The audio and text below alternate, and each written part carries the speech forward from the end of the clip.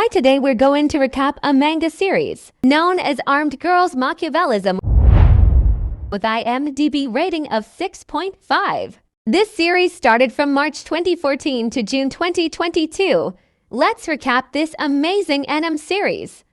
The Supreme Five Swords is an organization tasked with keeping the peace at HI Coeducation School. Meet some of our main protagonists called Rin, Mary, Satori, Warabi, and Tsukuyo. They discuss the transfer of a new student called Nomura, who recently came out of the hospital after a large brawl. Rin swears to correct his behavior. However, Kurukuru the Empress warns them that Nomura is no ordinary student, and they should take great caution to avoid his magic bullet. Nomura enters the school and meets Masuko, a large man in drag. He explains that there are certain rules in this school and recommends that he keep his head low. But Nomura refuses, saying he loves his freedom more than anything else. He enters his classroom but finds himself at the tip of Rin's sword, who threatens him to fall in line like the rest of the male students. But he refuses and Rin swears to correct him by the end of homeroom. After a sly feint movement, he escapes through the window and Rin chases after him. Meanwhile, the rest of the Supreme Five Swords each make their own preparations to watch the approaching battle. Rin is a practitioner of the Jikishinkage sword style, which specializes in breathing and striking in tandem, leaving little openings. Nomura manages to defend against her flurry of strikes, earning him some form of admiration. However, Nomura is injured when he misjudges the sword's distance and he starts bleeding. He begins to get serious himself, putting on a pair of blade-resistant gloves which improves his parrying ability. Despite this, Rin soon forces Nomura into a corner, but a slight opening allows him to grab her on the side of the back. Though Rin is still confident she has the upper hand, Nomura remarks that she may have a sword but he has a gun. He then unleashes his magic bullet, a palm technique which sends Rin barreling across the field. He then explains his technique to her, breaking off a piece of her mask in the process. One of her friends called Nano hits him on the head, causing him to accidentally kiss Rin, who in turn becomes livid. Choka, who is a disciple of Mary, promises to take revenge on Nomura for humiliating Rin, who is now bedridden due to a fever. Nomura learns from Masuko that to leave the school, he must receive a permission slip from Rin and have it stamped by the other members of the Supreme Swords. A daunting task. With the help of a smuggler from the dorm, he acquires a box of cakes which he brings with him to class. Once there, he asks Kurosaki and Ui regarding Rin's whereabouts and they inform him that she is in her dorm. So with Masuko's directions, he goes and visits Rin. Rin takes her temperature and stresses out over yesterday's events. She is especially irritated that Nomura broke away from the kiss first despite it being her first. She senses someone's presence and readies her sword, but Nomura appears behind her. He gifts her a box of cakes and flatters her by calling her cute, saying that he was lucky to kiss her. He asks her for a permission slip and she obliges. He thanks her and jokes that he should repay her in kisses, which causes her fever to spike and she collapses. As he catches her, he accidentally rips her pajamas just as Nano enters the room, causing a huge misunderstanding. Nomura is swiftly chased out of the dorm and finds himself at the receiving end of Nano's baton and Choka's whip. The two team up to punish Nomura and claim that no other student has ever survived a two-person correction except Empress. Nomura finds their attacks irritating as it scrapes his limbs. However, he catches Nano off guard, causing her to be caught up in Choka's whip. He uses his magic bullet on Nano, sending her flying into Choka. As he approaches them to exact his punishment, they begin to cry. Learning of her beloved Choka's defeat, Mary swears to exact revenge on Nomura. The following day, Nomura enters class to see Rin threaten him with a sword and says that from now on he will be under her strict supervision. While reading a manga, Masuko warns Nomura that he has now earned the ire of Mary, but he doesn't seem to worry. The next day, Rin begins her supervision of Nomura, who is exasperated at being watched so closely. There he appears, seeking retribution for Choka, but Nomura comes to his defense, stating that the horrible rumors surrounding him are just that, rumors. She sends Nomura on his way while she has a chat with Mary while Choka chases after him. Choka attacks him with her whip, but he manages to catch it. She then faints upon seeing Nomura's pants are down. While he hastily fixes himself, he sees a familiar face, Amu, the one who cut him down during a brawl. He tries to chase after her, but Mary catches him. Amu recalls that she once tried to recruit Nomura as a subordinate but is incensed that he refused. She wonders why she continues to spare him, but she shakes off her self-doubt and swears to kill him the next time they meet. Using her acute hearing, Tsukuyo listens to Nomura and Mary duel. He is kept at bay by Mary's sharp and swift rapier strikes. He is unable to close in and he is slowly whittled away. He decides to charge at her with a banzai attack and is stabbed in the process, but Mary is shocked when she sees her attack blocked by the manga he was reading earlier. He smacks her on the head, giving him the range to use his magic bullet, defeating her. Expecting to be violated, Mary gives herself up to him, but he refuses, which irritates her as it implies that Rin was more attractive than her. He asks for her permission stamp and she tries goading him into touching her chest by placing the stamp in them. However, he continues to refuse. Rin then arrives and begins punishing him for his lecherous ways, but Mary stops her and admits defeat. She stamps his permission slip and declares that she will join Rin in supervising him. Nomura's even stricter supervision begins just as Warabi returns from Hawaii. She is chagrined at Rin and Mary's recent conduct and plots to correct them as well, and initiates her punishment plan. The next day, Nomura is shocked to see Masuko crucified on a flagpole. Suddenly, Warabi announces a sports death Olympics. She challenges Nomura to overcome her several trials and in exchange, she'll release Masuko and stamp his permission slip. When Rin and Mary question her actions, Warabi summons her 3 musketeers, Tsunami, Kinu, and Nico, who inform that they must take part as well. The first game is announced as a sumo competition when suddenly, Nano and Choka suddenly arrive to oppose Warabi. However, they are easily dispatched by the 3 musketeers and raging Rin and Mary. When they see Nomura talented at putting on the sumo loincloth, a mawashi, they have him put it on them, but they were not prepared for the humiliation and embarrassment they would go through. The match begins and Nomura is shocked to learn that his opponent is a huge bear. He uses consecutive magic bullets, but it is not enough to bring down the beast. After kicking it in the leg, he sneaks up behind him and lifts him into the air. Nomura calls out Warabi, irritated at how she acts all high and mighty, endangering innocents as she goes. He swears that if they win, they'll all have to wear mawashis as atonement. Suddenly, the bear's mawashi comes undone and Nomura smiles wryly. As per the rules of sumo, a mawashi coming undone is grounds for a loss. Warabi cannot believe her bear lost and she faints to the ground. She then announces that the games are over, which means war. Warabi invites Nomura to the top of the roof where the 3 musketeers and several of her henchmen are waiting for him. Rin and Mary warn him that it is a trap, but Nomura insists on going regardless. They head to the main building where Nano and Choka take care of the small fry. Nomura plans to climb to the roof using the back entrance but are stunned when Satori from the 5 blades emerges from it, clearing a path for them. However, she makes it clear that she does not like Nomura one bit and is only helping them because Warabi has gone beyond what was agreed. The 3 climb to the top of the roof and confront Warabi, where Nomura reaffirms that she will wear a mawashi when she loses. Mary protects their flank from the encroaching 3 musketeers. Nomura faces Warabi's boxing bear and Rin faces Warabi herself. Although the 3 of them put up a good fight at first, they are soon driven into corners. Nomura has difficulty coping with the bear's brutish strength. Mary is attacked by scattered rivets, and Rin is losing in swordsmanship. Driven into a corner, Rin begins to waver, however Nomura encourages them to just focus on the opponent in front of them. But Warabi only laughs. Nomura's magic bullets have built up sufficient damage into the bear, and when it drops its guard, he punches it squarely in the face, knocking it out. Likewise, Mary engages the musketeers in close quarters, taking them all out in one fell swoop. Warabi is stunned that her allies have lost. She and Rin go for a duel exchange, but at the last second, Warabi shies away from Rin, causing her own to miss, and she is defeated. The group celebrates their victory, but when Nomura suggests they finally tie Warabi up in a mawashi, Rin and Mary do not wish for her to undergo that same embarrassment, and they attack him instead.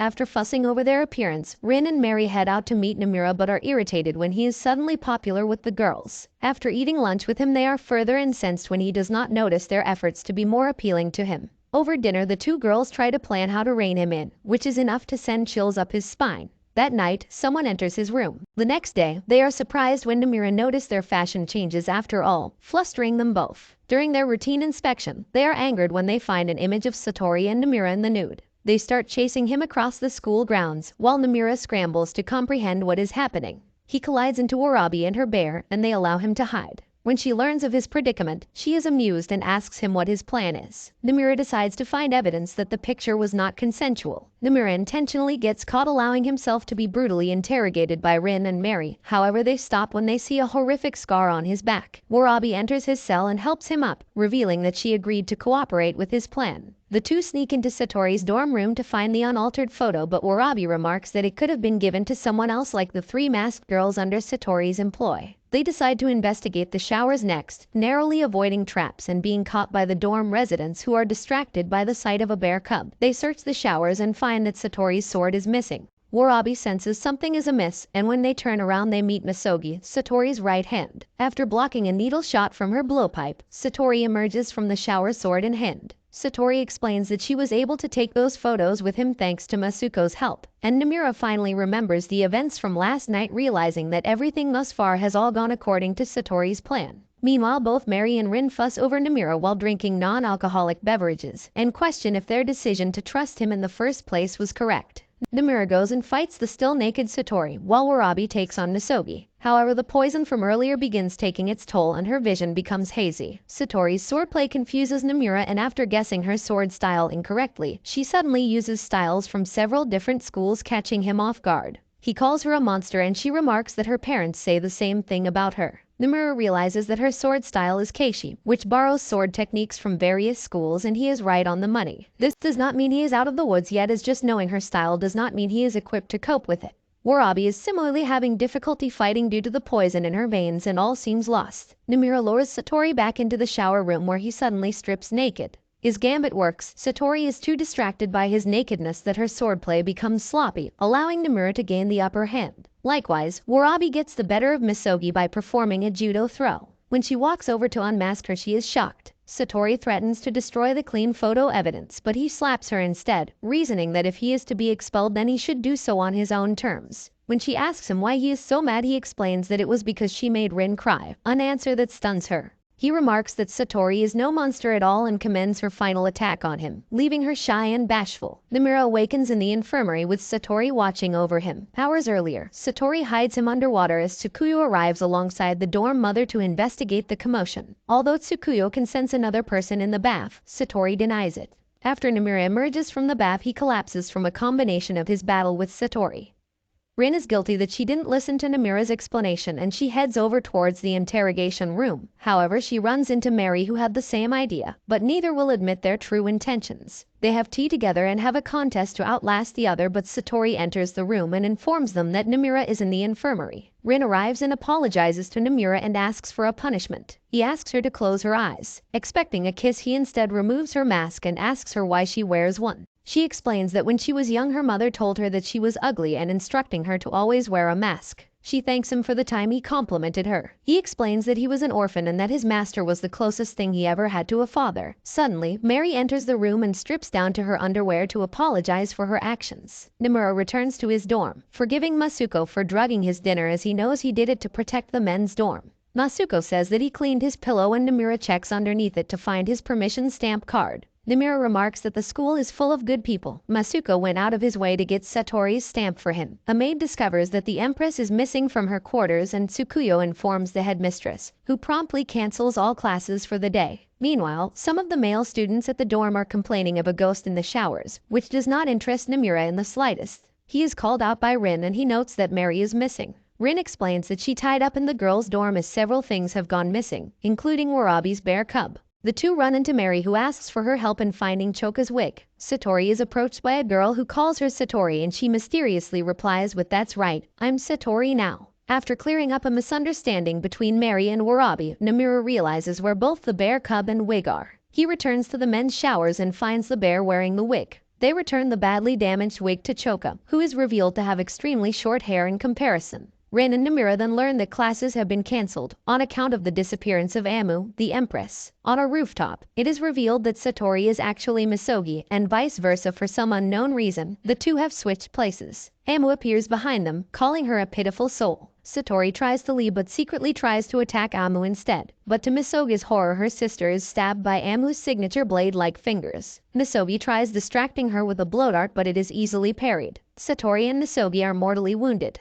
Amu tries to finish off Misogi, but Satori protects her sister with her body. In a flashback, the two swapped identities after being tired of Misogi stealing her spotlight. Warabi finally arrives on the roof, but she is too late. She tries attacking Amu alongside her bear, shocked when Amu emerges unscathed. Meanwhile, Nomura approaches Tsukuyo to ask for the final stamp, but Tsukuyo suddenly lashes out at him. It is revealed that Tsukuyo's slash was merely an image in his mind. But she remarks that he really did die. She explains that the headmistress placed her in charge of him and was allowed 2 transgressions, but he has since exhausted those chances and she has run out of patience. Nomura learns 2 things about Tsukuyo. She is blind, but makes up for it with her hearing, and they are both disciples of the same sword style. Meanwhile, Warabi and her bear are gravely injured. Despite the intervention of Warabi's musketeers, they are still no match for Amu. Tsukuyo remarks that Nomura has made fast friends with the rest of the 5 blades, but before she can finish, she hears him leave. Tsukuyo is indignant at him leaving, revealing that she just wanted friends all along. Warabi begs Amu to spare her friends, but she ignores her cries for mercy, slicing apart her eyes, blinding her as her friends look on in horror. Namira finally arrives at the roof, but he is too late. Amu has left, and in her wake, absolute annihilation. The headmistress appears behind him and says to leave first aid to her, while she instructs him to deal with the bloodbath that is about to occur below. Mary and Rin attempt a simultaneous attack against Amu, but they are effortlessly kicked away. Amu says that through strenuous training her whole body is a lethal blade, a form of karate called Takemikazuchi, the sword god. Tsukuyo intervenes and is galvanized after Nano confirms that she is her friend. Tsukuyo's sword style manages to damage Amu, to everyone's surprise, but they note that Tsukuyo also took damage. Amu remarks that her blade is a child's toy and crushes the broken tip with her bare hands. As Amu goes in for the killing blow, Namira finally appears, pushing her out of harm's way. Years prior, Amu and Namira were originally good friends. However, after an incident involving Amu injuring a fellow student, they became enemies. In the present, Namira tries to attack Amu, and although he is wounded, a manga in his pocket protects him. Tsukuyo interrupts him and asks if they are friends, to which he replies, asking someone to be your friend isn't right. You naturally become friends together without even noticing it. Namira doubts if his magic bullet will have any effect on Amu's steel body, but the five swords encourage him that it will, and that his victory over each of them is proof of that fact. Startlingly, Namira takes on a sword stance, which Tsukuyo notes is the fastest stance available to him. Namira attacks, but it is parried by Amu's roundhouse block and he is soon forced back. He bumps into Tsukuyo, and he initially thinks he is about to be attacked by her, but instead she scolds him for his half-hearted attacks. She whispers something into his ear, reminding him that Amu has already shown an opening, and his resolve is renewed. He reminisces about his experiences at his school, and having learned from everything he's been through, he prepares for the final clash. Until now, Amu still wishes to be with Namira, whom she views as someone who had brought color into her life. She wonders if it is not too late to still be friends with him, but she laments that the time for that has passed. If she can't have him, then she must kill him. Using Tsukuyo's advice, Namira attacks Amu head-on but strips his shirt off at the last second, as Tsukuyo noted that Amu slightly holds back her strikes on bare skin. Namira takes the hit and returns fire, finally landing a magic bullet square in her chest. Miraculously, Amu stands up, an unprecedented feat. The two continue their brutal slugfest, with neither bothering to guard. Amu lands a fierce uppercut that sends him reeling, but he regains his footing after hearing Rin's encouragement. He fires back with a magic bullet, but her auto counter damages him right back. Amu catches him as he falls and invites him to fire another magic bullet into her. She remarks that she loved him so badly that she tried to kill him, and asks him to be hers, but he refuses. He fires a magic bullet, winning the match. Tsukuyo scolds Namira for his sloppy fighting, but volunteers to tutor him, and in exchange she'll grant him her stamp. However, they are interrupted by the headmistress called Yukino. She tells the girls to disperse and tells Namira that he is expelled. The following day, Namira visits Warabi in the hospital to say his goodbyes, telling her to take care of herself. He then visits Satori, who asks him what he thinks of her, and he replies that she is the girl who tried to cut him up in the bath. As he leaves, Misogi enters, and when she incorrectly calls Satori by Misogi, she remarks that either name is fine. She is who she is. Meanwhile, Rin and Mary try to appeal Namira's expulsion to the headmistress, but she refuses. Namira walks out of the school building and meets Tsukuyo, and he learns that Amu has already left the school. He tries to go after her, but Tsukuyo remarks that he cannot leave without permission from all five supreme swords, and she brandishes her permission stamp. Namira chases Amu to the airport, and the two say their goodbyes. When he asks her if she has any message she'd like for him to pass on, she suddenly kisses him and playfully answers that Namira is mine. He returns to the academy, where he sees Rin and Mary. They explain to him that his expulsion was rolled back by the headmistress, who instructed them to keep a closer eye on him. Rin draws her sword and asks Namira the same question when they first met. Does he want to coexist with them, or leave the school, to which he replies with the same answer, no way. Namira approaches HI Academy with all his friends gathered to welcome him back. As he steps through the gates, he exclaims, "I'm back." And this brings the anime to an end. Don't forget to like and subscribe if you enjoyed, and turn on the notification bell so you never miss out on another video. Until next time, take care.